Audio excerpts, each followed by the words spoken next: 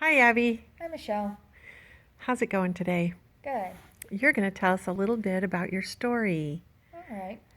My story starts when I was 3 years old. I started having seizures, and the seizures turned into a rare brain disorder called Rasmussen's encephalitis, which is basically a virus that comes into the brain and starts eating away at it, causing hundreds of seizures a day. And the only cure for it is a type of operation called a hemispherectomy, where the doctors remove half your brain.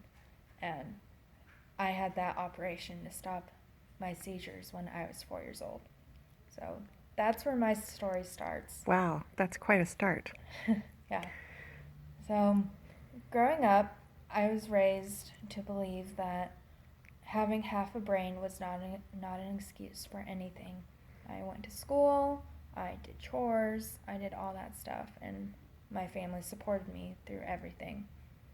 And it was good up until I became a teenager and made some choices for myself that my family didn't particularly care for. And my dad started being mentally abusive, saying a lot of awful things, trying to change my mind. And um, my family moved up to Alaska in 2014, and my dad started telling me that for my 18th birthday present, I was going to get kicked out on the streets, and I had to find somewhere to go, something to do. I just couldn't stay there. And I had known a lady for the first 2 months of living in Alaska. I didn't know her or her family well, but she said I could stay in their spare bedroom if I had help with the housework. And so I went home and I told my parents I was leaving. And I was at this lady's house for almost a year. Um, it wasn't a good situation. She was an alcoholic, her husband was on drugs, but I didn't have anywhere else to go or any money or anything. But then um, in July of 2015, something happened, and she told me that I couldn't stay there anymore and I had to go. And I didn't have anywhere else to go. Again, no money or anything. I didn't know what I was going to do. But I called my mom and my Grammy to tell them what had happened, and as a Christian, I asked them to pray for me.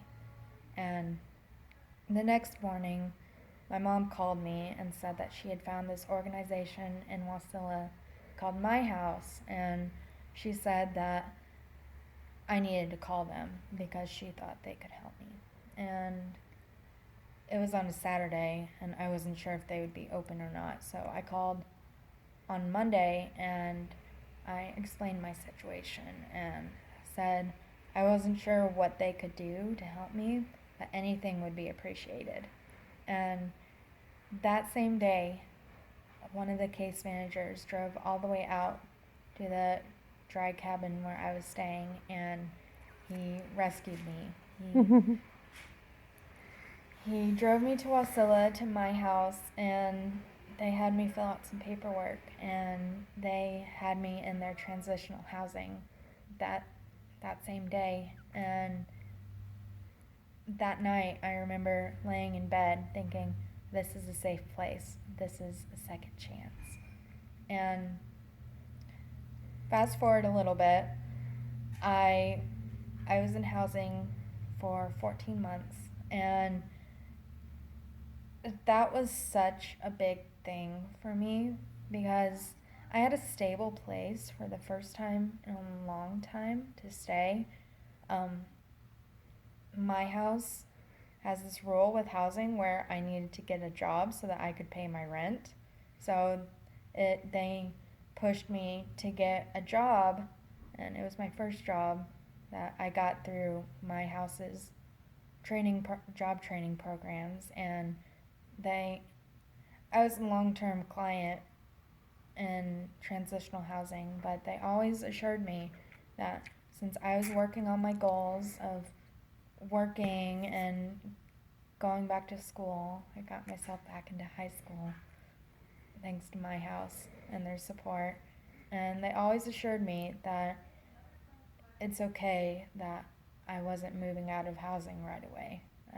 Sometimes it takes people a little bit longer, but they knew I would get there because I don't give up on my goals. I fight for them. And um, 2 months ago, I did get out of housing and I moved into my own little 1-bedroom apartment that's a 10-minute walk away from my house, which is awesome. And so I'm now living on my own, paying my own rent. That's not to my house. And I'm working with a local newspaper, and I just recently met the requirements to graduate high school. So I'm meeting my goals, and I wouldn't have been able to do that if my house hadn't at first given me the stability that I needed through transitional housing. Awesome. Well, we're sure proud of you, Abby, and I can't wait to see what you do next because you are amazing. And we feel blessed by the opportunity to have been able to serve you, and we're very proud of what you've done. Is there anything that you'd like to add for anyone who might be watching? If there's always hope, you just have to look for it and then believe that it is there and it'll appear. The whether or no matter how hopeless a situation is, there's always a way out. The right people will come to you at the right moment, and things will get better. That's awesome. Thank you, Abby. Great words.